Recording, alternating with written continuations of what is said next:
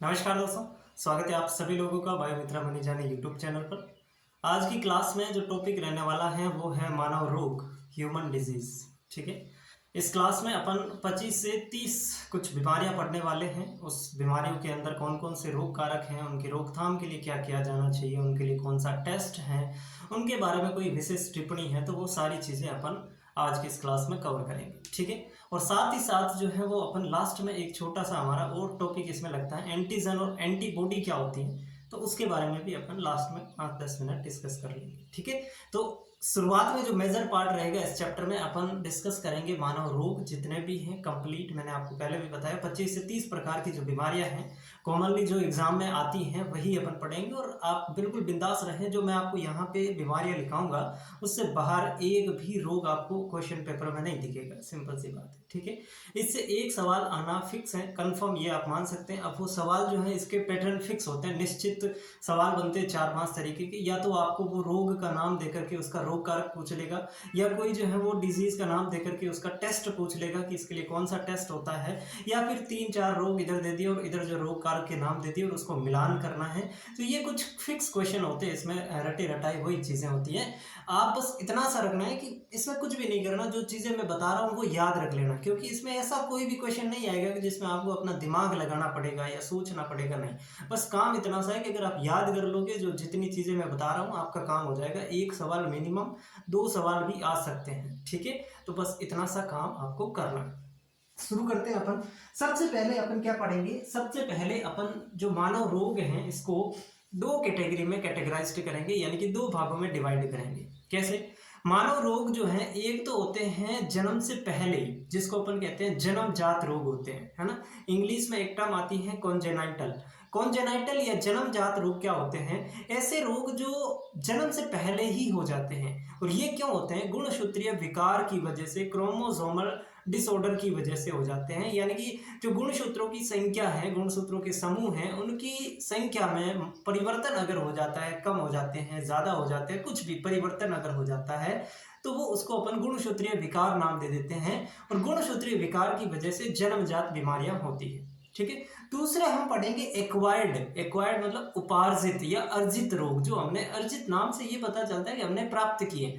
अब एक्चुअली प्राप्त रोग कौन करना चाहता है, लेकिन कुछ ना कुछ हमारी जो लापरवाही है, हमारी या समाज के आसपास की लापरवाही की वजह से कुछ रोग जो है वो फैल जाते हैं, तो वो उनको अर्जित नाम दे दिया जाता है, जो जन्म के बाद होते हैं व्यक्ति के अंदर। तो पहले अपन इसको बांट देते हैं। मानव रोग जो है इसके 2 प्रकार हो जाएंगे। एक जो हो जाएगा उसको अपन कहेंगे कॉन्जेनाइटल, जिसको हिंदी में कहते हैं जन्मजात, यानी कि जन्मजात बीमारियां जो होती है। और दूसरे प्रकार के जो रोग होते हैं उसको अपन कहेंगे एक्वायर्ड। एक्वायर्ड यानी कि उपार्जित रोग। उपार्जित रोग, ये आपको समझ में आ के हमने रोगों को 2 भागों में बांट दिया, एक जन्मजात और एक उपार्जित। अब इसका मतलब भी आपको समझ आ गया कि जन्मजात क्यों होते हैं? गुणसूत्रीय विकार की वजह से उत्पन्न होते हैं। ये क्यों होते हैं? गुणसूत्रीय विकार, क्रोमोसोमल डिसऑर्डर की वजह से उत्पन्न होते हैं, गुणसूत्रीय विकार के कारण उत्पन्न होते हैं। कौन कौन सी बीमारियां होती हैं? तो इसके अंदर आपने नाम सुना होगा कि Turner syndrome, Turner syndrome, down syndrome, down syndrome, Klinefelter syndrome, Klinefelter syndrome. तो ये सारी की सारी जो बीमारियां होती हैं ये क्या है? आपकी जन्मजात बीमारी है। ये सारी की सारी जन्म से पहले आपके अंदर आ जाती हैं। ये गुणसूत्रों के अंदर जो है वो कुछ ना कुछ फेरबदल हो जाता है। जैसे क्लाइनफेल्टर के अंदर क्या होगा? क्लाइनफेल्टर के अंदर एक एक्स क्रोमोसोम की अतिरिक्त प्रतिलिपि आ जाती है। डाउन सिंड्रोम में क्या होगा? जो 21वां नंबर का गुणसूत्र है उसकी एक अतिरिक्त प्रतिलिपि आ जाती है ना। तो ये जो प्रकार की बीमारियां हैं ये आपकी जन्मजात प्रकार की बीमारी होती हैं, जो गुणसूत्रों में परिवर्तन की वजह से उत्पन्न होती है। अब इनको अपन को और डिटेल में यहाँ पे नहीं लेके जाना है, यहाँ पे नहीं पढ़ना है, पढ़ना है लेकिन यहाँ पे नहीं पढ़ना। तो सर कहाँ पे पढ़ना है? इनको अपन पढ़ेंगे जेनेटिक्स वाले चैप्टर में। जेनेटिक्स वाले चैप्टर में ये सारी की सारी जितने भी प्रकार के सिंड्रोम हैं, Turner syndrome, down syndrome, Patau syndrome, Edward syndrome, Klinefelter syndrome, Jacob syndrome, या फिर जितनी भी प्रकार की जो हीमोफीलिया डिजीज है, ये सारी की सारी 4-5 प्रकार की जो होती है, थैलेसेमिया वगैरह, वो अपन जेनेटिक्स में कवर करेंगे। ठीक है, यहाँ पे अपन बस इतना सा इसका एक इंटरव्यू हमारे सामने जो है इसका ओवरव्यू बन जाए, इंटरव्यू तो क्या ओवरव्यू बन जाए, इसलिए मैंने आपको थोड़ा सा साथ में लिंक कर दिया। हमें जो मेन पढ़ना है इसके अंदर एक्वायर्ड उपार्जित प्रकार की जो बीमारी होती है उनके बारे में पढ़ना है। अब होती क्या है, इसके अंदर जो उपार्जित प्रकार की बीमारी होती है इसको भी हम दो भागों में बांटेंगे। एक तो होते हैं संक्रामक रोग, संक्रामक रोग, और दूसरे होते हैं असंक्रामक रोग, असंक्रामक रोग। अब इसको हिंदी में अगर आप इंग्लिश में लिखना चाहो तो लिख सकते हैं इन्फेक्शियस और नॉन इन्फेक्शियस, ठीक है, इन्फेक्शियस और नॉन इन्फेक्शियस, संक्रामक रोग और असंक्रामक रोग। ये हमने किसको बांटा, उपार्जित प्रकार की जो डिजीज होती हैं उसको हमने दो भागों में बांट दिया।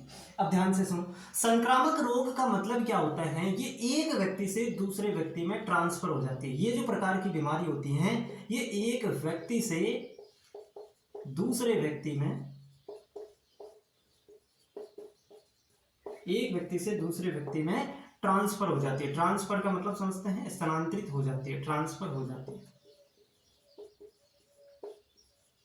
ये चीज तो सबको ही पता है, जैसे कि भाई कोरोना आया था 4-5 साल पहले, तो कोरोना के अंदर क्या था, वो कोरोना एक व्यक्ति जब दूसरे व्यक्ति के संपर्क में आता है तो उससे वो उसमें हो जाता है, तो वो एक प्रकार की संक्रामक बीमारी थी, इन्फेक्शियस बीमारी थी। कुछ बीमारी ऐसी होती है जो नॉन इन्फेक्शियस होती है, असंक्रामक होती है। मतलब ये हुआ कि ये एक व्यक्ति को अगर वो बीमारी हो चुकी है तो दूसरा व्यक्ति उसके संपर्क में आएगा तो वो उसको नहीं होगी, यानी कि उसके टच में आने से, एयर, फूड, वाटर, ऐसा कुछ भी उसके संपर्क में आने से ये बीमारी नहीं होती है, वो असंक्रामक प्रकार की बीमारी होती है। तो इसको भी लिख देते हैं अपन, यह एक व्यक्ति से दूसरे व्यक्ति में नहीं फैलती, दूसरे व्यक्ति में नहीं फैलती है, ठीक है। तो ये प्रकार की जो बीमारी होती है उसको असंक्रामक कह देंगे।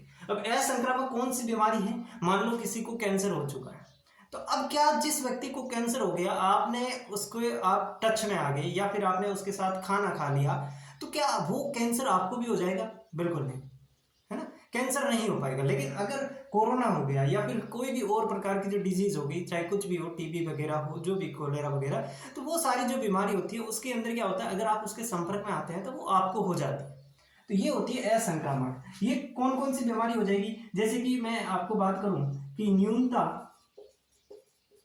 या न्यूनता का मतलब डेफिशिएंसी, कुछ चीज की आपके शरीर में कमी है, न्यूनता या पोषण की कमी से ये हो जाती है, न्यूनता या पोषण की कमी से हो जाती है। इन बीमारियों का कारण क्यों है, मतलब ये बीमारियां क्यों होती हैं, या तो आपके शरीर में कोई डेफिशिएंसी है, कोई न्यूट्रिएंट्स की कमी है, कुछ न कुछ जो पोषक पदार्थ हैं उनकी कमी है, उसकी वजह से होती हैं। तो ऑब्वियसली बात है वो दूसरों में नहीं होगी, उसके अंदर कमी थोड़ी है, वो तो आपके अंदर है, मतलब आपके अंदर नहीं है, समझो मेरी बात। तो जैसे कि न्यूनता और पोषण की कमी, अब प्रोटीन की कमी से दो बहुत खास रोग हैं जो आपको पता होंगे। एक तो होता है मेरास्मस, मेरास्मस, और एक रोग होता है क्वासिओरकर, क्वासिओरकर। ये जो दोनों रोग हैं ये किसकी वजह से होते हैं, प्रोटीन की कमी से होते हैं, प्रोटीन की कमी हो जाती है तो ये रोग होते हैं। अब कुछ रोग ऐसे होते हैं जो एलर्जी की वजह से होते हैं, जैसे कि आपका अस्थमा हो गया, अस्थमा या दमा जो होता है ये एलर्जी की वजह से होता है। तो जरूरी नहीं है हर एक व्यक्ति को वो एलर्जी हो, है ना, तो ये अस्थमा या एलर्जी। कैंसर हो गया, ठीक है। तो ये आपको एग्जाम्पल किस में याद रखने हैं, असंक्रामक में याद रखने हैं। असंक्रामक में इतनी चीजें आपको याद रखनी है, समझ गए बातों को। हमने सबसे पहले मानव रोग को दो भागों में बांटा, एक जन्मजात और एक उपार्जित। जन्मजात को हमने समझ लिया कि गुणसूत्रों में परिवर्तन की वजह से ये बीमारियां होती हैं, कौन कौन सी होती हैं ये हमने देख लिया। फिर हमने कहा कि उपार्जित को भी हम दो भागों में बांटेंगे, एक संक्रामक जो एक व्यक्ति से दूसरे व्यक्ति में फैल जाती हैं, इन्फेक्शियस, और एक असंक्रामक जो एक व्यक्ति से दूसरे व्यक्ति में नहीं ट्रांसफर हो सकती, वो असंक्रामक। फिर हमने असंक्रामक को समझा कि असंक्रामक रोग क्यों होते हैं। असंक्रामक रोग होने के कई कारण हो सकते हैं, या तो उसके शरीर में कोई न कोई डेफिशिएंसी है, कमी है कोई पोषक तत्वों की, या कोई एलर्जी की वजह से हो जाती हैं, या फिर जैसे कि कैंसर क्या होता है, अनकंट्रोल्ड सेल डिवीजन, है ना, तो वो कैंसर हो जाता है। तो ये जो प्रकार की बीमारियां होती है वो असंक्रामक होती है। इसको अपन यहीं पे स्टॉप कर देंगे। अब अपन को जो आगे लेके जाना है वो लेके जाना है संक्रामक प्रकार की बीमारी। हम जो है पूरा चैप्टर जो के हैं वो किसके इर्द गिर्द घूमेंगे, संक्रामक प्रकार की जो बीमारियां होती हैं उसके आसपास चलेंगे। ठीक है, अब संक्रामक प्रकार की बीमारी जो है ना, ये देखो इसको अगर हम बांटे कोजिंग एजेंट के आधार पर, ध्यान से सुनना, इसको अपन कोजिंग एजेंट का मतलब समझते हैं।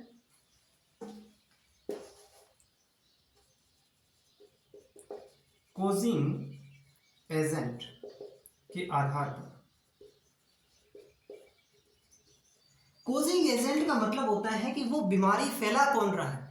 अगर वो जीवाणु के द्वारा फैल रही है तो वो जीवाणु जनित बीमारी है, वायरस या विषाणु द्वारा फैल रही है तो विषाणु जनित है, प्रोटोजोआ द्वारा फैल रही है तो प्रोटोजोआ जनित है, कवक द्वारा फैल रही है तो कवक जनित है, या फिर हेलमिंथीज जनित द्वारा फैल रही है तो हेलमिंथीज। ये उसका कोजिंग एजेंट है और उसके आधार पर जो है वो हमें बीमारियों को जो है वो अलग अलग भागों में बांटते हैं। इसके प्रकार देखो, ये जो है वो जीवाणु जनित हो सकती है, संक्रामक प्रकार की जो बीमारी है वो जीवाणु जनित हो सकती है, वो विषाणु जनित हो सकती है, विषाणु जनित हो सकती है, वो जो है वो कवक जनित हो सकती है। ठीक है, यहाँ पे जगह नहीं है, मैं यहाँ पे लिख रहा हूं, वो जो है वो आपकी प्रोटोजोआ जनित हो सकती है, प्रोटोजोआ द्वारा हो सकती है, वो आपकी हेलमिंथीज जनित हो सकती है।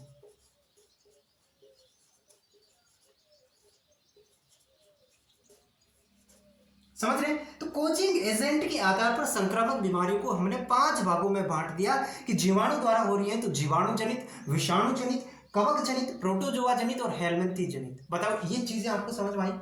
ये हमने संक्रामक बीमारी को कोजिंग एजेंट के आधार पर डिवाइड किया। किसके आधार पर? कोजिंग एजेंट के आधार पर। अब इसको अपन एक जो है वो संचरण के माध्यम के आधार पर भी डिवाइड कर सकते हैं। संचरण के माध्यम, संचरण के माध्यम के आधार पर कैसे डिवाइड कर सकते हैं? इसके आधार पर भी ये 2 प्रकार की होती है। एक तो ये होती है कि ये due to direct physical contact, है ना। एक तो जो है इस प्रकार की बीमारी होती है जो डायरेक्ट फिजिकल कांटेक्ट में अगर आप आएंगे, डायरेक्ट फिजिकल कांटेक्ट, और दूसरा जो इसके अंदर टाइप है ये जो है आपके एयर, फूड या वाटर द्वारा भी फैल सकती है। ये समझ में आया? ध्यान से सुनो, संचरण माध्यम क्या है उस बीमारी का? जो संक्रामक बीमारी है जो एक व्यक्ति से दूसरे में फैल रही है, उसके संचरण का मतलब ट्रांसफर का माध्यम क्या है? या तो वो डायरेक्ट फिजिकल कांटेक्ट में आए तभी फैले, मतलब ऐसी बीमारी है जो आप जिस व्यक्ति को वो बीमारी हो गई उसके डायरेक्ट कांटेक्ट में आई, डायरेक्ट उसके शरीर के टच में आए तब वो आपको होगी।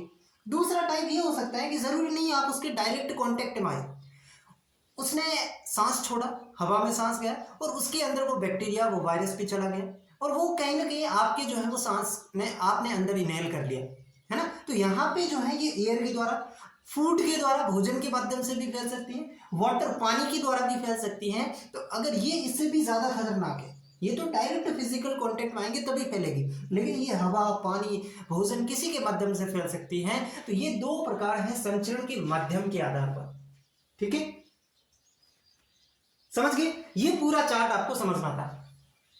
ये पूरा अगर आपको समझ में आया तो फिर अपन अब कैसे पढ़ेंगे? अब पढ़ेंगे इसके आधार पर जो कोजिंग एजेंट है। पहले अपन जीवाणु जनित बीमारियां पढ़ेंगे, फिर विषाणु जनित पढ़ेंगे, फिर कवक जनित, प्रोटोजोआ जनित और हेलमिंथी जनित। इनको एक एक करके अपन पढ़ लेंगे, अपना चैप्टर समाप्त है। ठीक है, अब आपको समझ में आ गया कैसे क्या पढ़ना है? लिख लो इसको, इसको लिख लो सारा।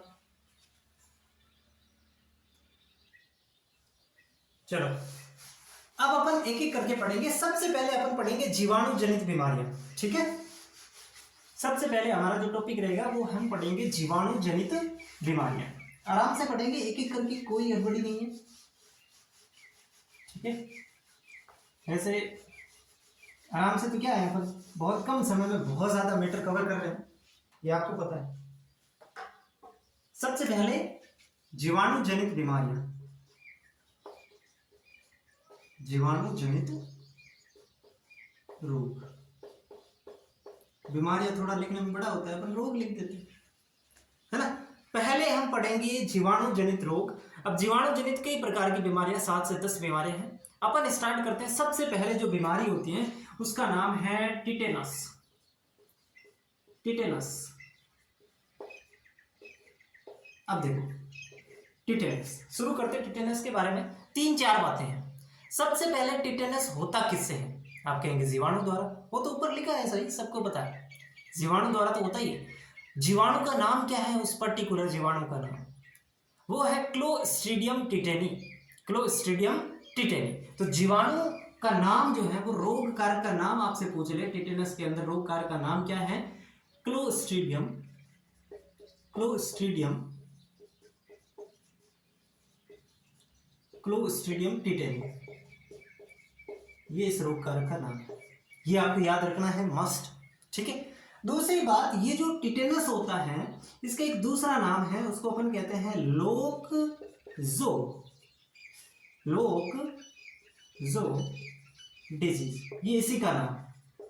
अब इस नाम को आप ध्यान से देखो, जो का मतलब क्या होता है? जबड़ा, जबड़ा, और लोक का मतलब बंद हो जाना, यानी कि इसके अंदर जबड़ा जो है वो आपका क्या हो जाता है? बंद हो जाता है, जबड़ा बंद हो जाता है, जबड़ा बंद हो जाता है, लोकजो डिजीज इसको कहते हैं। तो दूसरा नाम इसका लोकजो डिजीज, रोग कारक का नाम क्लोस्ट्रीडियम टिटेनी।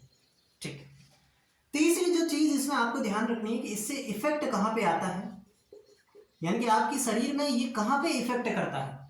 तो ये करता है आपकी मसल, मसल यानी कि पेशियों को, और आपके नर्वस सिस्टम को इफेक्ट करता है। यानी कि इस बीमारी में आपके कौन से अंग प्रभावित होते हैं? तो एक तो आपकी मसल्स यानी कि मांसपेशियां या पेशियां, और दूसरा नर्वस सिस्टम। तीसरी बात, इसकी रोकथाम के लिए, इसकी रोकथाम के लिए, रोकथाम मतलब ये रोग होने से बचाने के लिए अपन क्या करते हैं? टीके लगवाते हैं। भाई कोई भी चीज के टीके लगवा देते हैं तो वो उसकी रोकथाम हो जाती है ना? टीके लगाने से रोग की रोकथाम हो जाती है। तो इसकी रोकथाम के लिए कौन सा टीका लगाएंगे? DPT vaccine, DPT vaccine, DPT vaccine इसके लिए लगाया जाता है। समझ गए बातों को? डीपीटी वैक्सीन इसके लिए लगाया जाता है। ठीक है। बस 4 बातें याद रखनी है, 4 टिटेनस में। सबसे पहले tetanus clostridium tetani, lockjaw disease, DPT vaccine, और इसका इफेक्ट होता है मसल्स पे। 4 बातें याद रख लोगे, इससे बाहर सवाल नहीं है। ठीक है। मेन इतना ही है, कचरा भले कितना ही करो, मेन जो पॉइंट टू पॉइंट है ना वो बस इतना ही है, इससे ज्यादा कुछ नहीं। अब ये टिटेनस आपका खत्म। दूसरी जो बीमारी होती है जीवाणु जनित, उसमें याद रखना नाम आपको डिप्थेरिया, डिप्थेरिया, डिप्थेरिया है ना? पहली होगी टिटेनस, दूसरा हो जाएगा डिप्थेरिया। ये किससे होता है? जीवाणु का जो रोग कारक जीवाणु है उसका नाम क्या है? कोर्नी बैक्टीरियम, कोर्नी बैक्टीरियम, कोर्नी बैक्टीरियम डिप्थेरी। यानी कि लगभग तो नाम से ही पता चल जा रहा है आपको, टिटेनस में टिटेनी आ रहा है, डिप्थेरिया में डिप्थेरिया आ रहा है। कोर्नी बैक्टीरियम डिप्थेरी, ये डिप्थेरिया, ये डिप्थेरिया का रोग कारक हो जाएगा। ठीक है। अब इसके रोकथाम के लिए कौन सा टेस्ट, मतलब कौन सा वैक्सीन लगाया जाता है?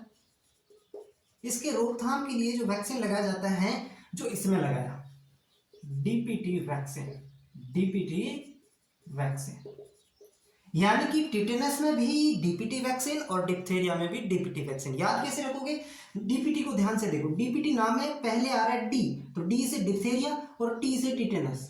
डिप्थेरिया और टिटेनस दोनों में डीपीटी वैक्सीन लगाया जाता है, ये याद रखना। अब इसके लिए एक टेस्ट और होता है, मतलब अगर किसी को रोग हो गया तो इसकी जांच करने के लिए जो टेस्ट होता है उसको अपन कहते हैं सिक टेस्ट।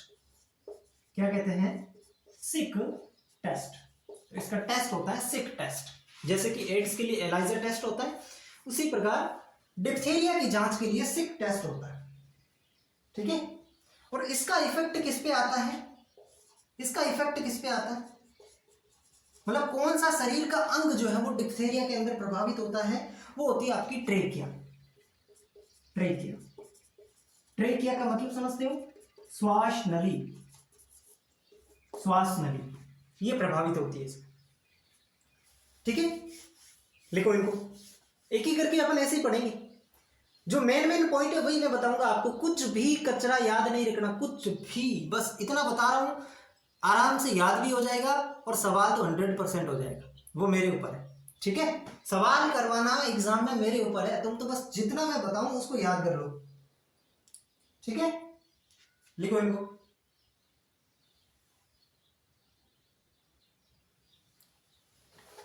दो हो गई, अब तीसरी बढ़ेंगे। तीसरी कौन सी लें? लेप्रोसी लें कि ट्यूबरकुलोसिस? कोई भी ले लो सर, उसे क्या फर्क पड़ेगा। बिल्कुल, तीसरी जो प्रकार की बीमारी है वो हम ले लेते हैं ट्यूबरकुलोसिस। Tuberculosis, tuberculosis. ट्यूबरकुलोसिस होती किससे है, यानी कि रोग कारक का नाम आपसे पूछ ले तो बिल्कुल सिंपल है, मायोबैक्टीरियम। मायोबैक्टीरियम, ये नाम ध्यान से लिखना आप, क्योंकि बहुत ऐसे नाम आएंगे जो आप कंफ्यूज हो जाएंगे, सेम सेम नाम आएंगे। ठीक है, तो मायोबैक्टीरियम, बाकी ये सेम नाम से, तो मायोबैक्टीरियम ट्यूबरकुलोसिस। ठीक है, तो ये इससे होती है मायोबैक्टीरियम ट्यूबरकुलोसिस। अब देखो, इसका एक दूसरा नाम और है, जैसे अपन ने टिटेनस में पढ़ा उसको लोग जो डिजीज कहते हैं, उसी प्रकार इसका नाम है coach disease. Coach disease, simple सा। अब इसके रोकथाम अगर करना है तो कौन सा टीका लगाएंगे? अब डीपीटी पर ठोक देना सब में। इसके रोकथाम के लिए जो वैक्सीन होता है वो होता है बीसीजी वैक्सीन। बीसीजी वैक्सीन, ये तो रोकथाम के लिए है। टेस्ट कौन सा होता है भाई? भाई हो गया तो क्या करेंगे, पहले तो जांच करनी पड़ेगी, हो गया पता लगाना पड़ेगा, तो इसके लिए जो टेस्ट होता है उसको कहते हैं मॉन्टेक्स टेस्ट। Mantoux test. और अब पता चल गया जांच में आ गया कि इसको ट्यूबरकुलोसिस है, तो फिर इसका उपचार करना पड़ेगा। तो उपचार कौन सी विधि के द्वारा होता है? उपचार होता है डॉट्स मेथड के द्वारा। डॉट्स मेथड के द्वारा, ठीक है। और इसमें कौन सा अंग प्रभावित होता है? कौन सा अंग प्रभावित होता है इसमें? लंग्स, फेफड़े। मतलब इससे बाहर वो क्या पूछेगा? इससे बाहर वो क्या पूछ सकता है? कुछ भी नहीं, इतनी है चीजें इसमें। ट्यूबरकुलोसिस होता किससे है? Mycobacterium tuberculosis. कोच डिजीज इसका दूसरा नाम, रोकथाम के लिए बीसीजी वैक्सीन, मॉन्टेक्स टेस्ट जांच के लिए, उपचार के लिए डॉट्स मेथड, और इफेक्ट होता है फेफड़ों पे। 5-6 बातें हैं, याद रखिए। चौथी प्रकार की जो बीमारी है उसको अपन हिंदी में तो कहते हैं कुष्ठ रोग। कुष्ठ रोग, ठीक है। इसके अब बहुत सारे नाम हैं। कुष्ठ रोग को अपन कह सकते हैं लेप्रोसी, लेप्रोसी या हैंसन डिजीज, ये सारे इसी के नाम है, सारे इसी के नाम है। कुष्ठ रोग को लेप्रोसी कहते हैं, इसी को हैंसन डिजीज कहते हैं। होती किससे है? माइक्रोबैक्टीरियम लेप्री से। वहां पे मायोबैक्टीरियम था, यहां पे माइक्रोबैक्टीरियम, इसलिए मैं कह रहा था ध्यान से, माइक्रोबैक्टीरियम लेप्री, माइक्रोबैक्टीरियम लेप्री, ये इसके रोग कारक का, जीवाणु जो रोग कारक है उसका नाम है। ठीक है, कुष्ठ रोग। इसमें इफेक्ट किस पे आता है? देखो, ये होती किससे है? Due to direct physical contact. Due to direct physical contact से होगी है, यानी कि जब आप एक व्यक्ति के दूसरे व्यक्ति के प्रत्यक्ष संपर्क में आएंगे जिसको कुष्ठ रोग होगा तभी ये आपको होगा। और इसके अंदर जिस इफेक्ट किस पे आता है, इसमें तंत्रिकाओं में सूजन आ जाती है। जो आपकी तंत्रिका कोशिका होती है उनमें सूजन आ जाती है और संवेदना ग्रहण करने की क्षमता खत्म हो जाती है। संवेदना ग्रहण करने की जो क्षमता है वो खत्म हो जाती है। तंत्रिकाएं जो होती हैं वही तो आपकी संवेदना ले जाती है। संवेदना का मतलब समझते हैं, बाहर का एनवायरनमेंट कैसा है, ठंडा गर्म जो भी है, वो संवेदना मस्तिष्क तक कौन पहुंचाती है? तंत्रिका कोशिका, नर्व सेल्स। वो अगर उनमें सूजन आएगी और फिर वो धीरे धीरे नष्ट हो जाएगी तो संवेदना ग्रहण करने की क्षमता भी खत्म हो जाती है इस बीमारी की। इसमें बस इतनी बातें याद रखनी है आपको कुष्ठ रोग में। एक तो रोग कारक का नाम, और दूसरा मोस्टली ये याद रखना कि इफेक्ट किस पे होता है? तंत्रिका कोशिका पे इसका इफेक्ट पड़ता है। ठीक है, लिख लो इनको बेटा। चलो, 4 हुई, आगे पढ़ते हैं। 5वीं और 6ठी। एक अपन पढ़ लेते इसमें टाइफॉइड और एक कोलेरा यानी हेजल। सबसे पहले पढ़ देते हैं टाइफॉइड।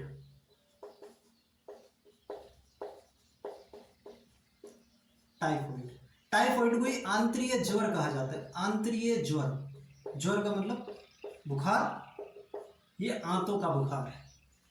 होता किससे है? साल्मोनेला टाइफी से। साल्मोनेला टाइफी, ठीक है। इफेक्ट किस पे पड़ता है? ऑब्वियसली बात है आंतों पे। इफेक्ट किस पे पड़ता है? आंतों पर। इसका जो मुख्य लक्षण है वो क्या है? इस रोग में मतलब होता क्या है? तो इसमें एक तो आपको सतत ज्वर आएगा, सतत रूप से, यानी कि लगातार और तीव्र ज्वर रहेगा, यानी कि लगातार बहुत तेज बुखार रहेगा। और दूसरा है आंतरिक छिद्रण। आंतरिक छिद्रण यानी कि आंतों में छेद हो जाएंगे।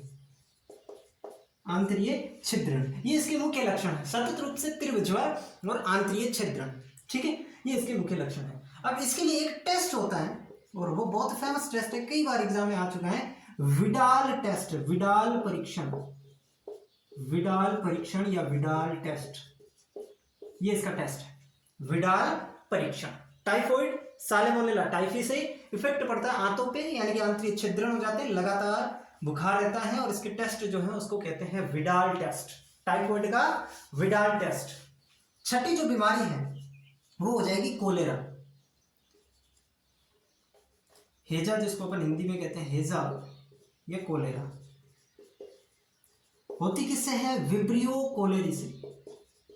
विब्रियो कोलेरी से। ये सारे के सारे जो नाम मैं लिखा रहा हूं, ये जीवाणुओं के नाम है, क्योंकि अपन जीवाणु जनित बीमारियां पढ़ रहे हैं। तो ये किससे होती है? विब्रियो कोलेरी से होती है। और इसका जो इफेक्ट होता है ना, हेजा, वो फूड पाइप जो होती है आपकी, उस पर इसका इफेक्ट पड़ता है। किस पे पड़ता है? फूड पाइप, यानी कि अपन कह सकते हैं ग्रास नाल, उस पर इफेक्ट पड़ता है। हेजा जो होता है, इसके उपचार के लिए या रोकथाम के लिए जो मेथड होता है वो होता है ORS। पूरा नाम है ओरल, यानी कि मुंह से, ओरल का मतलब मुंह से, रिहाइड्रेशन सॉल्यूशन। ORS द्वारा जो है इसका उपचार किया, मतलब रोकथाम इसकी की जाती है या उपचार किया जाता है। इसमें इलेक्ट्रोलाइट्स डोज दिए जाते हैं, इलेक्ट्रिकल डोज दिए जाते हैं, ये आपको ध्यान में रखना है, ठीक है। क्लियर? लिख लो।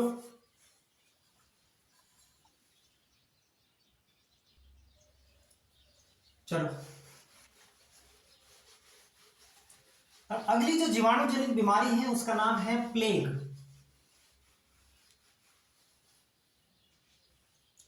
कौन सी होगी? सातवीं, प्लेग। प्लेग ये किससे फैलता है? नाम ध्यान से सुन लेना, Yersinia, Yersinia pestis, Yersinia pestis, Yersinia pestis, plague. एक चीज याद रखना, यर्सीनिया पेस्टिस से ये फैलता है, और इसका जो मुख्य लक्षण है, मुख्य लक्षण क्या है? लसिका गांठों में सूजन आ जाती है। लिम्फ नोड जो होते हैं, लसिका गांठों में सूजन, ये इसका मुख्य लक्षण है। सोइलिंग इन लिम्फ नोड्स। ये चूहों द्वारा फैलता है। किसके द्वारा? चूहों द्वारा, क्योंकि इसका जो वाहक होता है यर्सीनिया पेस्टिस का, जिनोप्सिला चियोप्सिस, है ना, इस यर्सीनिया पेस्टिस का जो वाहक होता है, वेक्टर होता है, वो होता है जिनोप्सिला चियोप्सिस। वो चूहों का बाह्य परजीवी होता है, इसलिए ये चूहों के द्वारा फैलता है। तो ये बात भी लिखना चाहो तो लिख लो। अगला जो रोग है वो अपना है न्यूमोनिया। न्यूमोनिया, न्यूमोनिया, न्यूमोनिया किसके द्वारा फैलता है? जीवाणु के द्वारा, ये तो हमें पता ही है। लेकिन सॉरी, निमोनिया जो है उसके रोग कारक का नाम क्या है? जीवाणु का नाम क्या है? तो वो हो जाएगा स्ट्रेप्टोकोकस, स्ट्रेप्टोकोकस न्यूमोनी, या फिर हीमोफाइलस इन्फ्लुएंजी। ये दोनों ही नाम, दोनों में से एक दिख जाए, हीमोफाइलस इन्फ्लुएंजी, अब हिंदी इतनी कठिन है, पूछो मत। हीमोफाइलस इन्फ्लुएंजी, ठीक है। एक एक चीज मैं आपको लिखवा रहा हूँ, बस उसी तरीके से आपको लिखते जाना है, ठीक है। बाकी नोट्स आपको मिल ही जाते हैं, अगर कोई खुद लिखना चाहे तो यही है। और नोट्स भी आप में से ही एक बच्चा बना के मुझे देता है, तो नोट्स भी मिल जाएंगे, उसमें कोई दिक्कत नहीं है। टेलीग्राम ज्वाइन कर लेना। टेलीग्राम का नाम अगर किसी को नहीं पता है तो मनी जानी बायोलॉजी, ये अपने टेलीग्राम का नाम है, उसको ज्वाइन कर लो। वहाँ पे आपको नोट्स जो है वो मिलते जाएंगे, ठीक है। और भी कोई सूचना वगैरह आप लगातार मेरे से कनेक्टेड रह सकते हैं, यहाँ पे टेलीग्राम चैनल आप ज्वाइन कर लेना, ठीक है। और हाँ, एक और बात, कोर्स तो अपना फ्री चल ही रहा है। माझी से एजुकेशन पे अपनी जो है वो टेस्ट सीरीज भी चल रही है, बायोलॉजी की बहुत शानदार। वहाँ पे फिजिक्स की भी है, केमिस्ट्री की भी है, और बायोलॉजी की जो है वो बहुत शानदार तरीके से मैं आपको टेस्ट दे रहा हूँ। पूरे सिलेबस के 40 टेस्ट, यानी कि 1000 से भी ज़्यादा सवाल आपको दूंगा। और लास्ट में जो अपने फुल सिलेबस टेस्ट होंगे वो भी आपको उसमें मिल जाएंगे, बिल्कुल नॉमिनल प्राइस है। आप जाके एक बार ज्वाइन कर लेना, क्योंकि जैसे ही एक बार आप चैप्टर पढ़ते हैं और उसके बाद उसका टेस्ट लगा देते हैं, उसके बाद फिर मामला खलास है, ठीक है। तो जरूर आप टेस्ट सीरीज ज्वाइन कर लेना, बहुत ही कम नॉमिनल प्राइस के अंदर। प्रत्येक टेस्ट के ऊपर मैं 2 से 3 घंटे काम करने के बाद एक टेस्ट बनाता हूँ, 25-30 सवाल, ठीक है। तो इतने शानदार सवाल है। और सबसे खास बात यह है कि उस टेस्ट के बाद वीडियो सॉल्यूशन आता है। जैसे ही टेस्ट होगा, उस टेस्ट का वीडियो सॉल्यूशन आएगा, जिसमें उन सवालों के उत्तर तो बताऊंगा ही बताऊंगा, साथ में पूरे चैप्टर को मैं आपको कनेक्ट करवा दूंगा, यानी कि एक बार फिर से रिवाइज अपन करवा देंगे फास्टली उस वीडियो सॉल्यूशन में। तो ये इतने सारे फीचर हैं, आप एक बार ज्वाइन कर सकते हैं। डेमो टेस्ट भी है, बिल्कुल आप जरूरी नहीं है कि बिना देखे करें। चलो, ये तो होगी खैर बात। अपना काम था निमोनिया, स्ट्रेप्टोकोकस निमोनी या हीमोफाइलस इन्फ्लुएंजी। अब देखो इसके अंदर क्या होता है, ये जो है अपना लोअर रेस्पिरेटरी ट्रैक होता है, लोअर रेस्पिरेटरी ट्रैक का संक्रमण। एक तो होता है अपर रेस्पिरेटरी ट्रैक, जिसमें ट्रेकिया वगैरह आते हैं। लोअर रेस्पिरेटरी ट्रैक यानी कि श्वसन जो तंत्र है उसके नीचे वाला भाग कौन सा हो जाएगा, जिसमें एल्वियोली आती है, कुप्पिकाएं आती है। तो ये लोअर रेस्पिरेटरी ट्रैक का संक्रमण है, यानी कि कुप्पिकाओं का संक्रमण है। इसमें क्या होता है, कुप्पिकाओं में अत्यधिक तरल का जमा हो जाता है, अत्यधिक तरल का जमा हो जाता है, ठीक है। तो मेन इसका पॉइंट जो याद रखना है, निमोनिया के अंदर कौन सा अंग प्रभावित होता है, तो एल्वियोली यानी कि कुप्पिका, इसको इंग्लिश में बोलते हैं एल्वियोली। कुप्पिकाएं जो होती हैं वो इसमें प्रभावित होती हैं, उसका ये संक्रमण होता है, ठीक है। और बहुत ज्यादा घातक अवस्था में अगर पहुंच जाता है निमोनिया, बहुत ज्यादा, तो उस समय आपके जो नाखून है वो आपके नीले रंग के प्रतीत होते हैं। जैसे पीलिया में पीले, वैसे निमोनिया में नीले, ठीक है। ये तो जुड़ी रहे, ठीक बात है, हो गया।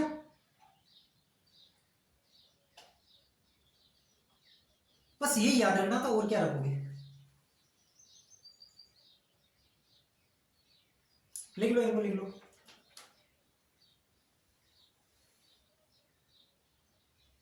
बेटा दो। चलो, ये मुख्य जो बीमारी होगी वो आपकी जीवाणु जनित होगी, इससे बाहर नहीं आएगी, ठीक है। अब अपन पढ़ेंगे वायरस जनित, यानी कि विषाणुओं के द्वारा होने वाली बीमारियां। ये 8 याद रखनी आप उसको। जीवाणु जनित कंप्लीट है, अब वायरस जनित हो जाए। वायरस जनित बहुत सिंपल है, वायरस जनित बीमारियां।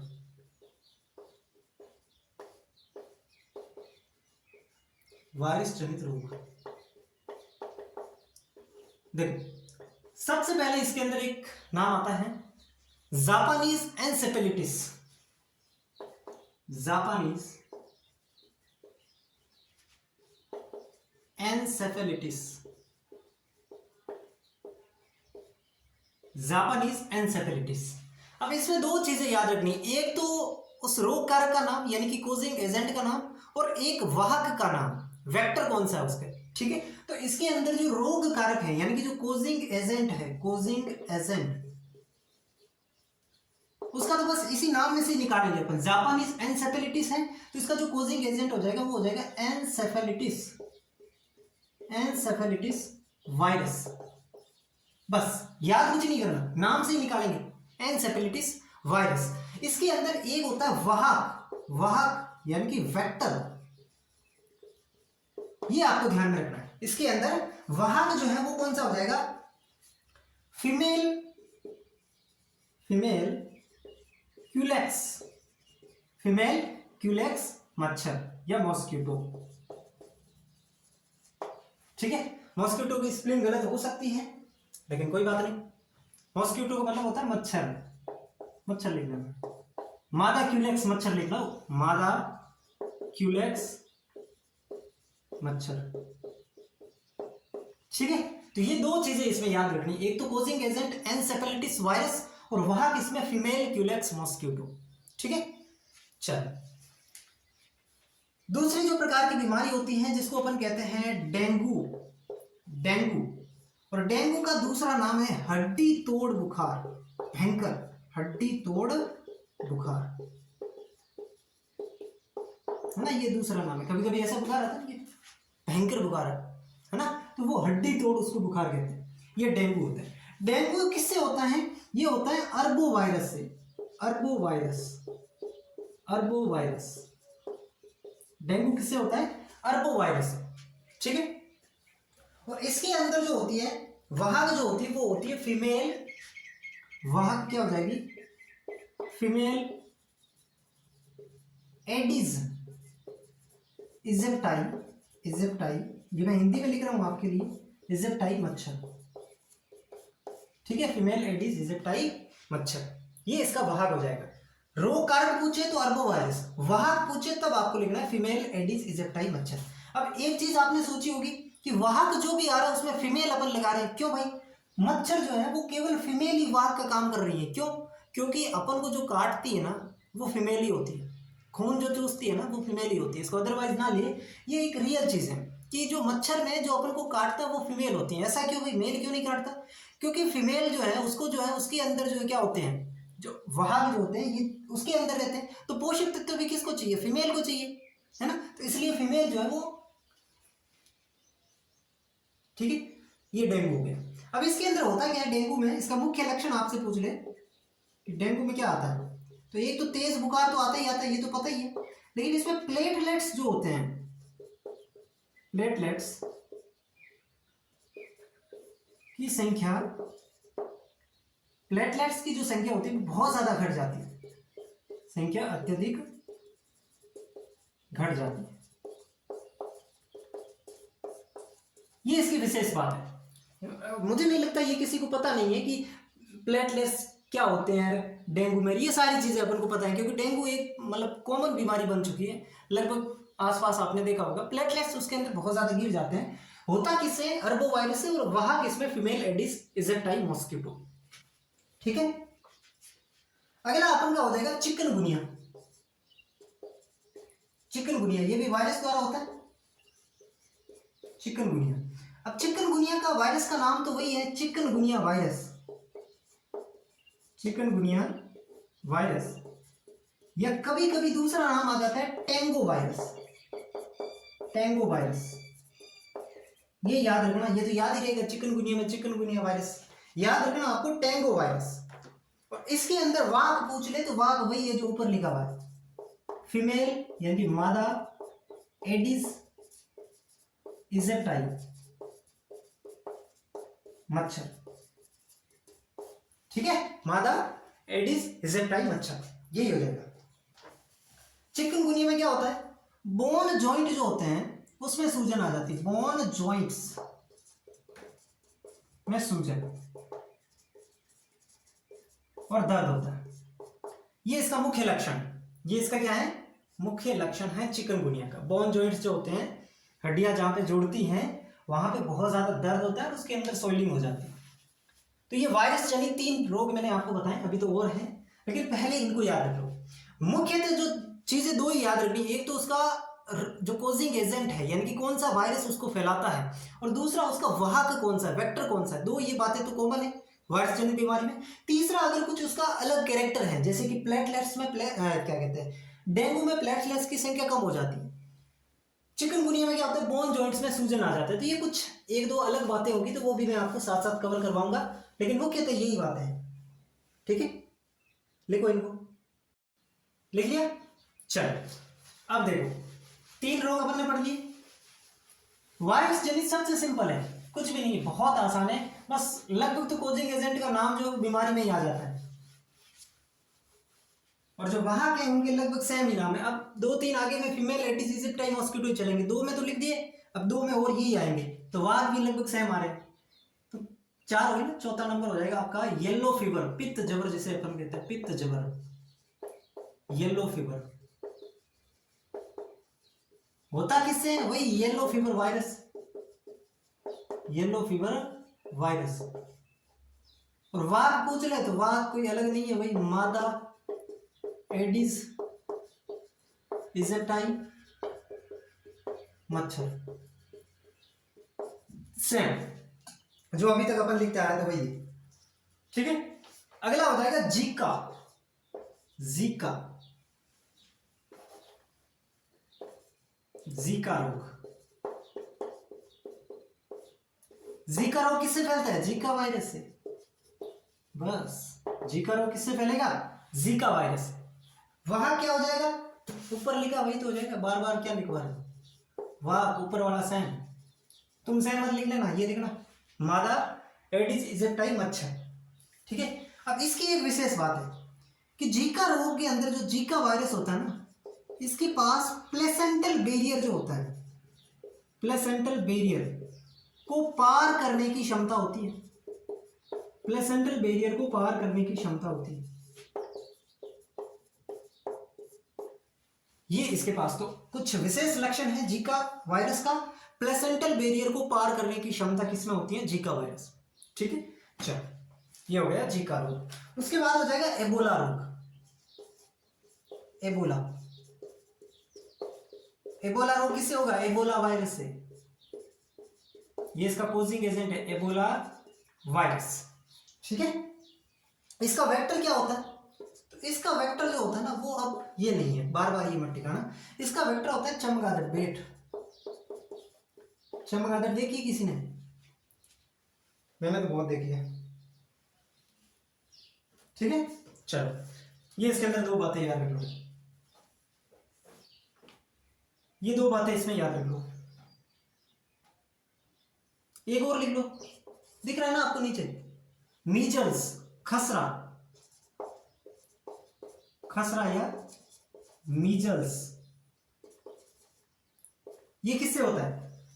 Rubella virus, rubella virus, rubella. ठीक है, ये रुबेला वायरस से होता है। अब आप कहेंगे सर इसमें वेक्टर नहीं लिखा है, तो मैं अगर वेक्टर नहीं लिख रहा हूं ना तो मतलब नहीं लिखना आपको, है ना, बस जितना आपको बता रहा हूं ना उतना आप करते जाओ, बहुत है, इनफ, मोर देन इनफ जो कहते हैं वो। ठीक है, लिख लिया, आगे बढ़े।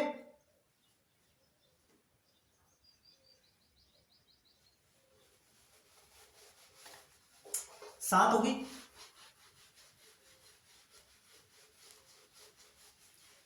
8 लिखो, मम्प्स, मम्प्स, मम्प्स को शायद हिंदी में गलसुआ बोलते हैं क्या? गलसुआ। मम्प्स होता किससे है? Mumps virus, mumps virus. यह इसका एक दूसरा नाम है पैरामिक्सो वायरस, पैरामिक्सो वायरस, है ना। ये जो अलग नाम है ना वो जरूर याद रख लेना, बाकी सेम वाला तो आप मैच कर ही लोगे कि मम्प्स जो है वो मम्प्स वायरस से होता है। इसके अंदर क्या होती है? जो आपकी पेरोटिड ग्लैंड होती है, पेरोटिड ग्लैंड, पेरोटिड ग्लैंड यानी कि कर्णपूर्व ग्रंथि। लार ग्रंथियां 3 प्रकार की होती है, पता है, उसमें एक पेरोटिड ग्लैंड होती है। उस कर्णपूर्व ग्रंथि या पेरोटिड ग्लैंड में क्या हो जाती है? अत्यधिक सूजन, अत्यधिक सूजन। तो ये इसका विशेष लक्षण है और जरूर याद रखना, अगर मैं लिखवा रहा हूं मतलब काम का है। ठीक है, अगला मम्प्स हो गया। उसके बाद chicken pox, chicken pox, chicken pox ये किससे होता है? ये होता है वेरियोसेला जोस्टर से, वेरियोसोला जोस्टर, ये वायरस का नाम है वेरियोला जोस्टर से, ठीक है। ये चिकन पॉक्स। चिकन पॉक्स के बाद में आता है small pox. Small pox, small pox क्या होता है? चेचक। चेचक किसी को हो रखे? मेरे को हो रखे। तो चेचक जो होते हैं ये किससे होता है? वेरियोला वायरस से होता है। ये होता है वेरियोला वायरस, ठीक है। चेचक या स्मॉल पॉक्स जो है, छोटी माता जिसे अपन कहते हैं, वेरियोला वायरस, ठीक है। अगला रेबीज। रेबीज किससे होता है? रेबडो वायरस से। रेबडो वायरस, ठीक है। और ये आपको पता है कि कुत्ते के काटने से होता है, ठीक है। तो इसका वेक्टर क्या हो जाएगा? वेक्टर क्या हो जाएगा? कुत्ता या बिल्ली। कुत्ते में और केट में ये पाया जाता है, कुत्ता और बिल्ली। इसके अंदर क्या होता है? रेबीज अगर किसको हो गया तो उसका जो मुख्य लक्षण है ना, जिस व्यक्ति को रेबीज हो जाएगा उसको हाइड्रोफोबिया हो जाएगा। हाइड्रोफोबिया का मतलब समझते हो? पानी से डरने लगे। हाइड्रोफोबिया, पानी से उसको डर लगने लग जाएगा जिसको रेबीज हो गया, तो इसको कहते हैं हाइड्रोफोबिया, ठीक है।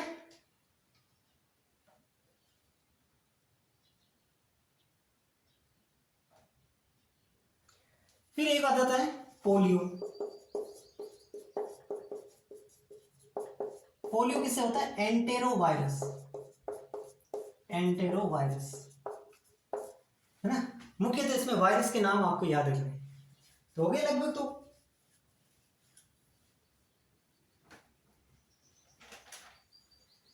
ठीक है, ये वायरस के अंदर मुख्य मुख्य जो 11-12 बीमारी थी वो अपन ने पढ़ ली। ये वायरस जनित भी खत्म है, ठीक है। इससे बाहर कुछ नहीं पढ़ना आपको, इतना पढ़ना है खूब है। अब अपन आगे जो पढ़ेंगे वो पढ़ेंगे प्रोटोजोआ जनित बीमारियां।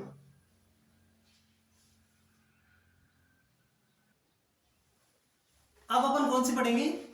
प्रोटोजोआ जनित बीमारियां। और प्रोटोजोआ जनित बीमारी में सबसे मेन जो अपन को पढ़नी है वो है मलेरिया। कौन सी? प्रोटोजोआ जनित बीमारियां।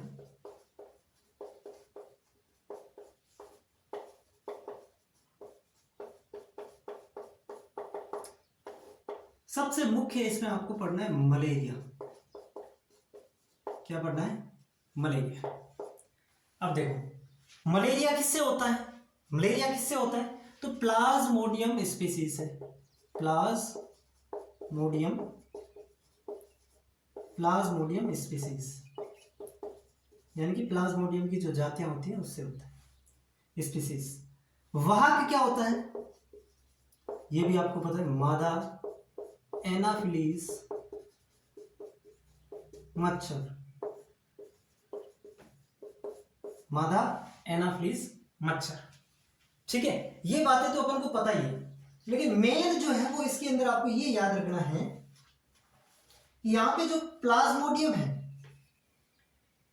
इसका जो लाइफ साइकिल होता है, जीवन चक्र जो होता है वो द्विपोषी होता है। यानी कि ये दो पोषियों के अंदर, दो होस्ट के अंदर अपने लाइफ साइकिल को कंप्लीट करेगा। इसका जो प्रथम पोषी होता है, द्विपोषी होता है, इसमें जो प्रथम पोषी होता है वो तो क्या होता है? मच्छर होता है, जो आपने ऊपर देखा ही होता है ना, मच्छर होता है। और जो द्वितीय पोषी होता है, इसमें सेकेंडरी होस्ट जो होता है, द्वितीय पोषी, वो मानव होते हैं। यानी कि इस प्लाज्मोडियम को अपना लाइफ साइकिल पूरा करने के लिए दो पोषी की आवश्यकता होती है, इसलिए एक द्विपोषी हो जाएगा, ठीक है। अब एक होता है इसमें प्राथमिक पोषी या प्रथम पोषी, जो कि आपका मच्छर होता है, या मच्छर कौन सा हो जाएगा? मादा एनाफिलीज मच्छर, ये सेम है ना। और द्वितीय पोषी मानव होता है। प्रथम पोषी मच्छर जो है इसके अंदर अपनी ये लैंगिक जो प्रक्रिया है उसको पूरा करेगा, लैंगिक प्रावस्था संपादित होगी, और द्वितीय के अंदर अलैंगिक जनन होगा, है ना। इसमें कौन सा जनन होगा? लैंगिक जनन। इसमें ये अपनी लैंगिक जनन वाली अवस्था संपादित करवाएगा, और इसमें ये अलैंगिक जनन करवाएगा, समझ रहे हैं मेरी बात को? सबसे पहले मलेरिया क्या होता है? मलेरिया किससे होता है? प्लाज्मोडियम के द्वारा। वाहक क्या है? मादा एनाफिलीज मच्छर। मलेरिया को अपना जीवन चक्र, मतलब जो मलेरिया को फैलाने वाला जीवाणु है या प्लाज्मोडियम है, उसको अपना जीवन चक्र पूरा करने के लिए दो पोषी की आवश्यकता होती है। दो पोषी की आवश्यकता होती है, इसलिए इसका जीवन चक्र द्विपोषी हो गया। पहला जो पोषी होता है वो होता है मादा एनाफिलीज मच्छर, जिसमें ये अपना लैंगिक जनन करता है, जिसमें लैंगिक जनन करता है। और दूसरा जो पोषी होता है वो मानव होता है, जिसमें ये अपना अलैंगिक जनन पूरा करता है। ठीक है, समझ आ गई इतनी बातें? अब देखो, प्लाज्मोडियम जो होता है, प्लाज्मोडियम स्पीसीज मैंने लिखा ना, तो ये प्लाज्मोडियम स्पीसीज कई प्रकार की हो सकती है। प्लाज्मोडियम स्पीसीज देखो, इसके अंदर कई प्रकार की हो सकती है। प्लाज्मोडियम वाइवेक्स हो सकता है, प्लाज्मोडियम मलेरी हो सकता है, ठीक है, और एक होता है प्लाज्मोडियम फैल्सीपेरम, फैल्सीपेरम। और ये जो है, इससे सबसे घातक प्रकार का मलेरिया होता है। सबसे घातक प्रकार का जो मलेरिया होता है वो इससे होता है, और उस मलेरिया को अपन कहते हैं black fever water, black water fever.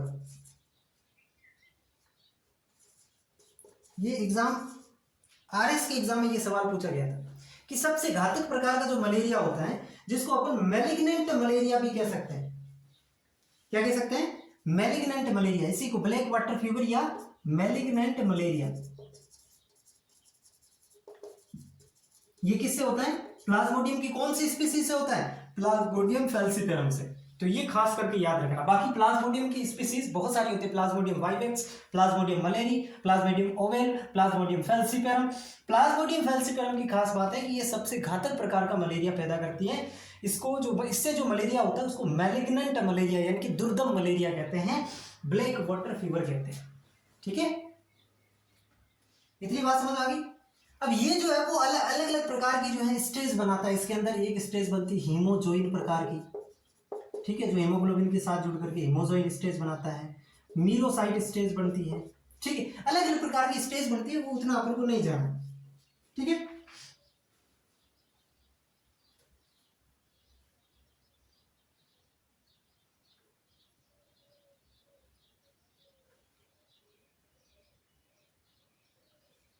समझ आ गई मलेरिया? सिंपल से इतनी बातें आपको याद रखनी है। छोड़ो, अब ये आपको समझ आ गया। कितनी बातें समझनी थी? फैलाता कौन है? Plasmodium species. वहां कौन होता है? मादा एनाफिलीज मच्छर। प्लाज्मोडियम स्पीसीज कौन सी हो जाएगी? तो ओवेक्स जो है ओवेल हो जाएगी, वाइवेक्स हो जाएगी, मलेरी हो जाएगी, फैल्सीपेरम हो जाएगी। फैल्सीपेरम से सबसे घातक प्रकार का मलेरिया उत्पन्न होता है, जिसको मैलिग्नेंट मलेरिया या ब्लैक वाटर फीवर कहते हैं। उसके बाद में ये जो है अपने जीवन चक्र का पूरा करने के लिए दो पोषी की आवश्यकता होती है। इसका इसलिए जो लाइफ साइकिल है वो द्विपोषी होता है। प्राथमिक पोषी इसके अंदर मच्छर होता है, मादा एनाफिलीज मच्छर, जिसमें ये अपने लैंगिक जनन की प्रक्रिया पूरा करता है। और द्वितीय पोषी मानव होता है, जिसमें ये अपने अलैंगिक जनन की प्रक्रिया को पूरा करता है। अब इसका पूरा लाइफ साइकिल अपन को नहीं देखना है, वो बहुत डिटेल में, बस इतनी बातें आपको याद रखनी है, ठीक है। लिखो इसको। दूसरा जो इसके अंदर प्रोटोजोआ द्वारा होने वाली बीमारी है वो हो जाएगी अमीबीय अतिसार।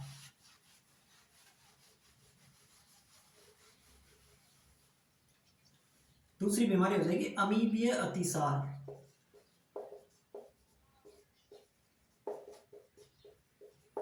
जिसको अपन अमीबियासिस कह सकते हैं, अमीबियासिस, ठीक है, अमीबिया अतिसार या अमीबियासिस। अब ये जो बीमारी है ये कौन से प्रोटोजोआ द्वारा होती है? तो उसका नाम याद रखना, एंट अमीबा हिस्टोलाइटिका,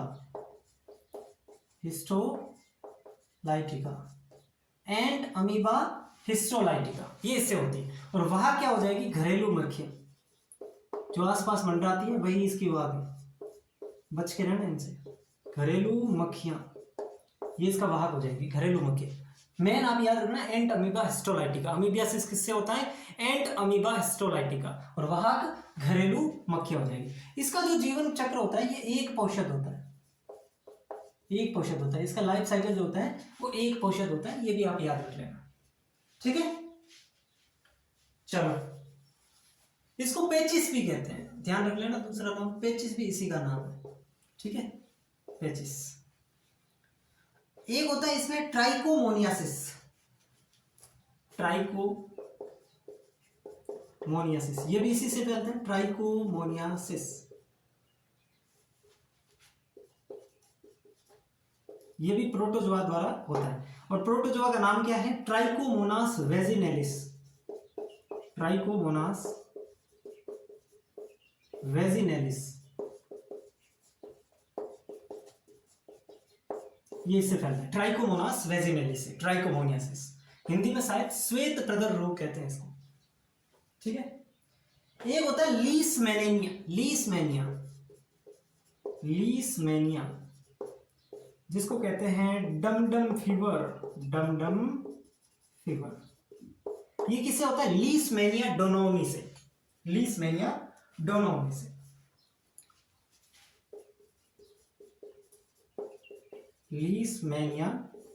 डोनोमी। इसकी जो वाहक होती है वो होती है सेंट फ्लाई, मक्खी, ठीक है। एक लास्ट और इसके अंदर हो जाएगा, वो हो जाएगा African sleeping sickness. African sleeping यानी सोना, सिकनेस का मतलब बीमारी। अफ्रीकन स्लीपिंग सिकनेस ये किससे होता है? ट्रिपनोसोमा गैम्बियसी। ट्रिपनोसोमा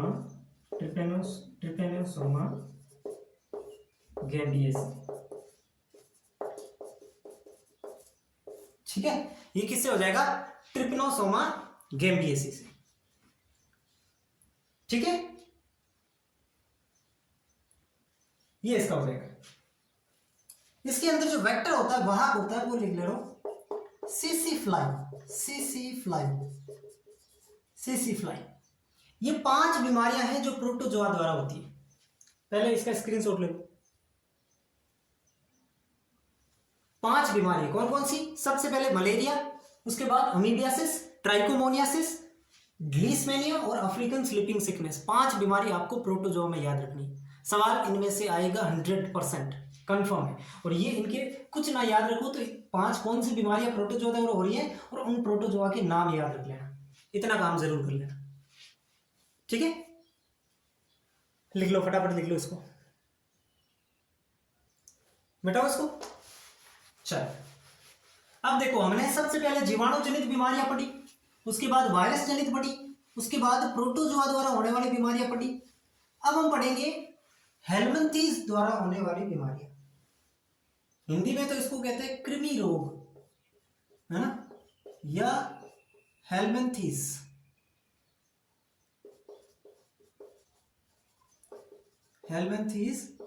डिजीज, ठीक है। कृमि रोग, वो चाहे गोल कृमि हो, चाहे फीता कृमि हो, कोई भी हो, है ना। प्लेटी हेलमिंथीज, एस्के हेलमिंथीज जो होती है उनके द्वारा। तो इसमें 3 बीमारियां याद रखनी है आपको। जैसे प्रोटोजोआ में 5 रखी, वैसे इसमें 3 याद रखनी। कौन कौन सी? एक तो याद रखनी है आपको एस्केरियासिस, रख लोगे यार? बिल्कुल। दूसरी याद रखनी इसमें फिलेरियासिस,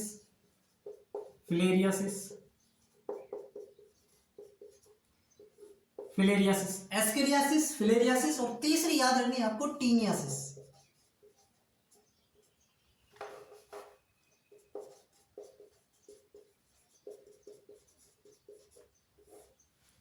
समझ गए? एस्केरियासिस, फिलेरियासिस और टीनियासिस, ठीक। अब देखो एस्केरियासिस होती किससे है, उस हेलमिंथीज का नाम आपसे पूछ ले तो वो हो जाएगा एस्केरिस लम्ब्रिकोइटस।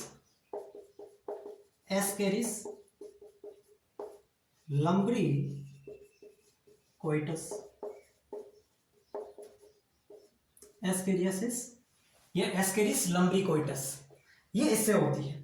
अब ये जो है ना, ये छोटी आंत का परजीवी होता है, स्मॉल इंटेस्टाइन का परजीवी होता है, छोटी आंत के अंदर ये रहता है। और इसका मुख्य लक्षण जो है वो होता है आंतरिक रक्तस्राव, इंटरनल ब्लीडिंग होती है इसमें। एस्केरियासिस में क्या होता है? इंटरनल ब्लीडिंग होती है। यहाँ पे जो कोजिंग एजेंट है वो एस्केरिस लम्ब्रिकोइटस है, जो छोटी आंत का परजीवी है।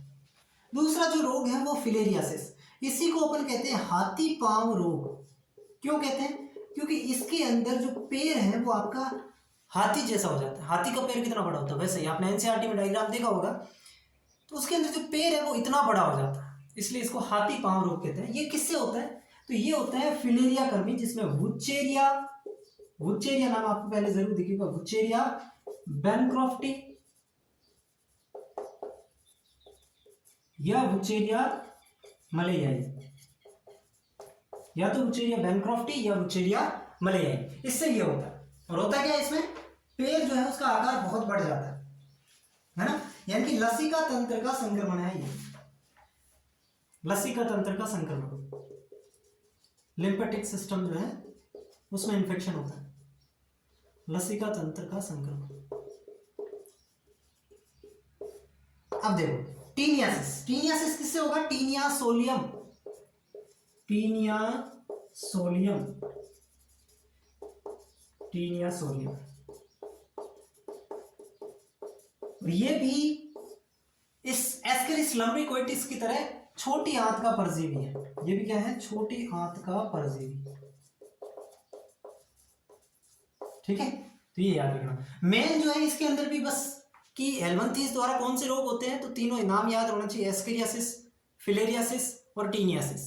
फिर उसका होता किससे है? एस्केरिस लम्ब्रिकोइटिस, वुचेरिया बैनक्रॉफ्टी या वुचेरिया मलेयाई और टीनिया सोलियम। ये 6 बातें याद रख लेना, 3 तो इसके नाम और 3 इसके रोग कारक। ठीक है, ये कृमि रोग जो है ये भी अपने कंप्लीट, कृमि रोग भी अपन ने कंप्लीट कर लिए। ठीक है, अब अपन पढ़ेंगे कवक जनित बीमारियां। लास्ट, कवक जनित बीमारियां, फंगस जो होता है उससे कौन कौन सी डिजीज होती है? कवक जनित बीमारियां, ये बहुत छोटा सा है, बस डरना नहीं आपको। कवक जनित बीमारियां, कवक जनित बीमारियां सबसे पहले तो होती कौन सी है? तो याद रखना, दाद, दमा, खुजली, गंजापन, athlete foot disease, athlete foot disease. ये बीमारियां किससे होती हैं? कवक जनित, दाद, दमा, खुजली, गंजापन और एथलीट फुट डिजीज। ठीक है, अब देखो, दाद, दमा, खुजली, गंजापन, एथलीट फुट डिजीज। सबसे पहले गंजापन किससे होता है?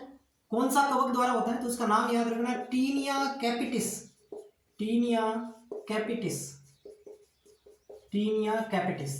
एथलीट फुट डिजीज किससे होता है? Tinea pedis, tinea pedis. यहीं पे क्लियर करवा रहा हूं मैं, इतना याद रखना इसमें। गंजापन टीनिया कैपिटिस कवक द्वारा, athlete foot disease tinea pedis के द्वारा। ठीक है, अब हमें याद रखना दाद, दाद जो है वो फंजाई की, फंगस के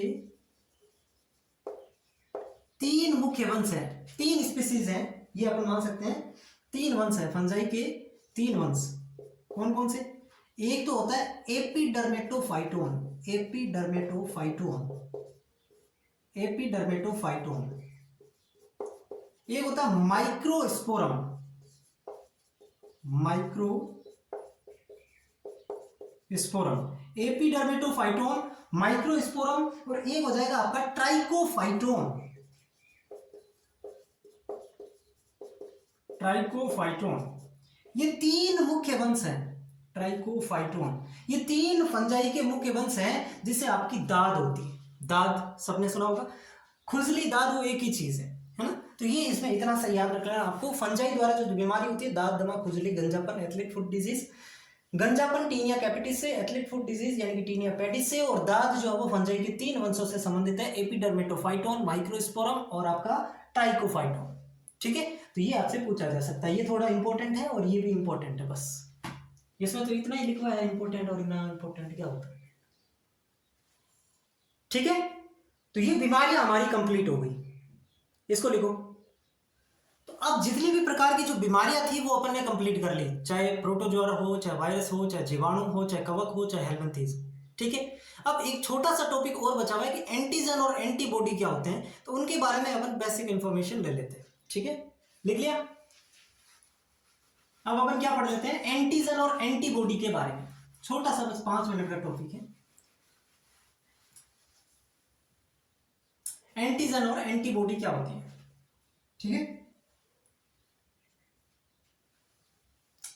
सबसे पहले अपन देखते हैं एंटीजन। एंटीजन एंटीजन जो होते हैं ये क्या होते हैं, प्रतिरक्षा तंत्र को सक्रिय करने वाले पदार्थ या कारक। प्रतिरक्षा तंत्र को सक्रिय करने वाले कारक।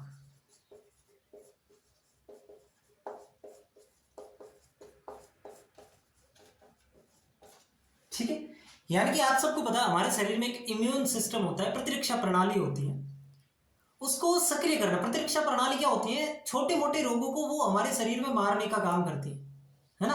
तो उसको सक्रिय एक्टिव करने का काम कौन करते हैं, एंटीजन करते हैं। ये बाहर से भी आ सकते हैं, कभी कभी अंदर भी हो सकते हैं, ठीक है। तो एंटीजन, और रासायनिक रूप से ये क्या होते हैं, रासायनिक रूप से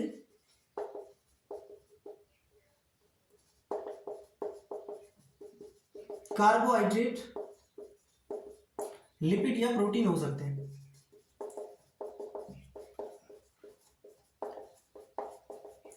तो एंटीजन की परिभाषा क्या होगी, प्रतिरक्षा तंत्र को सक्रिय करने वाले कारक जो रासायनिक रूप से कार्बोहाइड्रेट, प्रोटीन या लिपिड के बने होते हैं, वो एंटीजन होते हैं, ठीक।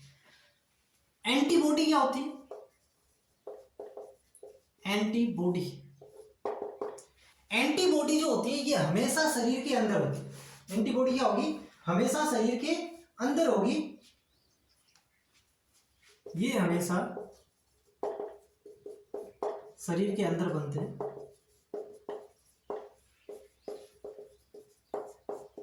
जो बाहर से आने वाले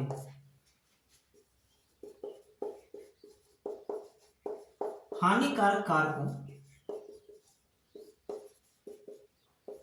यानी कि एंटीजन, हानिकारक कौन से हो जाएंगे, एंटीजन से हमें बचाती है, वो होती है एंटीबॉडी, ठीक है। एंटीजन तो प्रतिरक्षा तंत्र को एक्टिव करते हैं कि भाई काम कर, मेरे विरुद्ध काम कर तू, है ना। फिर काम कौन करती है, एंटीबॉडी, उन एंटीजन को मारने का काम करती है। ये हमेशा एंटीबॉडी शरीर के अंदर होगी, और मुख्यतः ये किसकी बनी होती है, ये प्रोटीन से निर्मित होती है, ये प्रोटीन से निर्मित होती है, ठीक है। एक एंटीबॉडी में 4 पॉलीपेप्टाइड श्रृंखला होती है, 4 पॉलीपेप्टाइड श्रृंखला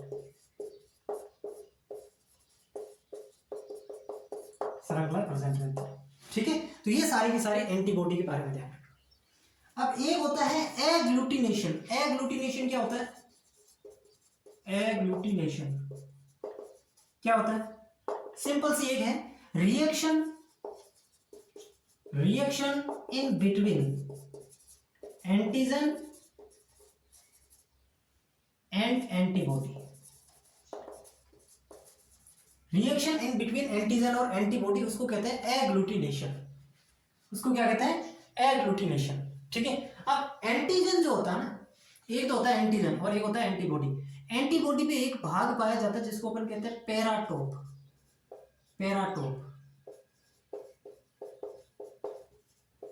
तो पैराटोप क्या होता है, एंटीबॉडी का वह भाग जहां पे एंटीजन जुड़ता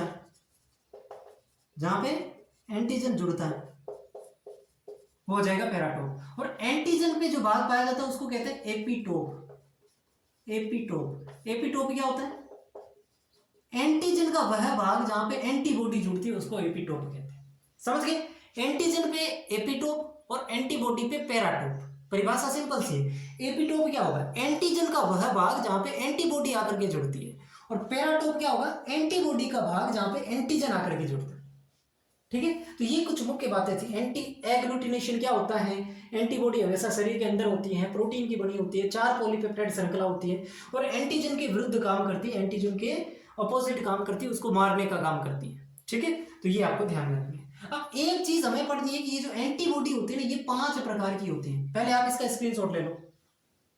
एक मुख्य चीज हमें पढ़नी है जहां से सवाल बनने के हाई चांसेस रहते हैं, वो अपन देख लेते हैं।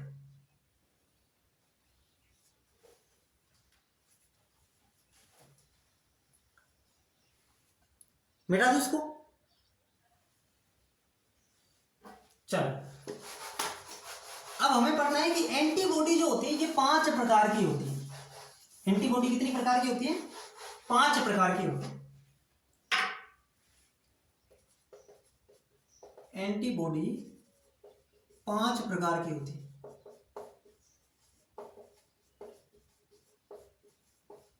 5 प्रकार की होती है एंटीबॉडी। कौन कौन सी? ध्यान से सुनो। एक तो होता है इसके अंदर आईजीजी, आईजीजी। एक इसके अंदर होती है आईजीडी। ठीक है, पहले आईजीए पढ़ लेते हैं, फिर आईजीएम, ठीक है, फिर आईजीडी और आईजीई, डी और आईजीई। ये तो हो जाएगा टाइप्स ऑफ एंटीजन, है ना, टाइप्स ऑफ एंटीबॉडी, सॉरी, ये टाइप हो जाएगा। अब इसका परसेंटेज कितना है ना, कितने प्रतिशत आईजीजी पाया जाता है, कितने प्रतिशत आईजीए पाया जाता है। तो ये हमने प्रतिशत के हिसाब से लिखा है कि आईजीजी जो होती है ये तो होती है 70 से 75%, यानी कि सबसे ज्यादा मात्रा में अगर कोई एंटीबॉडी मिलती है तो वो आईजीजी प्रकार की एंटीबॉडी होती है। आईजीए कितनी होती है? 10 से 15%। आईजीएम कितनी होती है? 5 से 7%।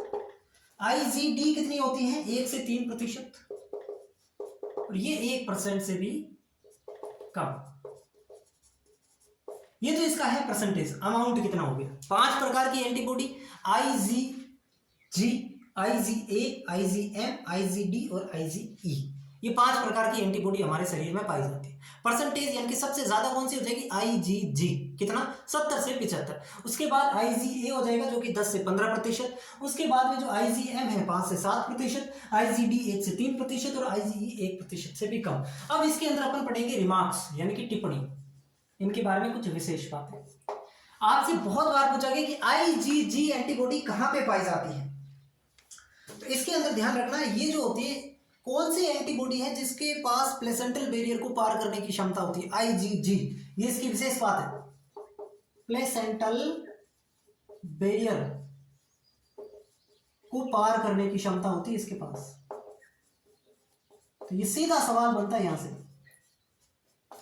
2 तरह के सवाल बनेंगे इस पहली लाइन से। सबसे ज्यादा मात्रा में कौन सी एंटीबॉडी पाई जाती है? आईजीजी। प्लेसेंटल बैरियर को पार करने वाली एंटीबॉडी है IgG, IgA, IgD, IgE, IgG. ठीक है, क्या एबीसीडी बोल रहा हूं, आईजीजी, बुरा लग रहा है। फिर आता है आईजीए। आपसे पूछ ले माता के दुग्ध में, कोलेस्ट्रम में कौन सी एंटीबॉडी होती है? आईजीए। ठीक है, तो मुख्यतः जो सवाल होते हैं वो आईजीजी, आईजीए से ही पूछा जाता है, लेकिन आप ध्यान में रख लेना इसको। लार, अश्रु, अश्रु मतलब आंसू, और दुग्ध में उपस्थित कौन सी एंटीबॉडी हो जाएगी? आईजीए प्रकार की। इसको स्त्रावी एंटीबॉडी कहा जाता है। इसको क्या कहा जाता है? स्त्रावी एंटीबॉडी। स्त्रावी एंटीबॉडी कौन सी हो जाएगी? आईजीए हो जाएगी। ठीक है, तो कोलेस्ट्रम में कौन सी हो जाती है भाई? आईजीए। कोलेस्ट्रॉम क्या है? दुग्ध है, तो उसके अंदर आईजीए प्रकार की एंटीबॉडी हो जाएगी। आईजीएम सबसे भारी कौन सी हो जाएगी? आईजीएम हो जाएगी। सबसे भारी एंटीबॉडी कौन सी है? सबसे ज्यादा तो आईजीजी है, लेकिन सबसे भारी जो है वो आईजीएम है। आईजीडी और आईजीई। आईजीडी जो है ये बी लिम्फोसाइट को सक्रिय करती है। बी लसीकाणु जो होते हैं, बी लिम्फोसाइट को सक्रिय करना, इसका तो काम ये हो जाएगा। ठीक है, ये बहुत इंपॉर्टेंट है, हर एक पॉइंट से सवाल बनेगा कि बी लिम्फोसाइट्स को सक्रिय करने वाली एंटीबॉडी कौन सी है? आईजीडी हो जाएगी। और आईजीई प्रकार की जो एंटीबॉडी होती है ये आपके एलर्जिक रिएक्शन के दौरान उत्पन्न होती है। एलर्जिक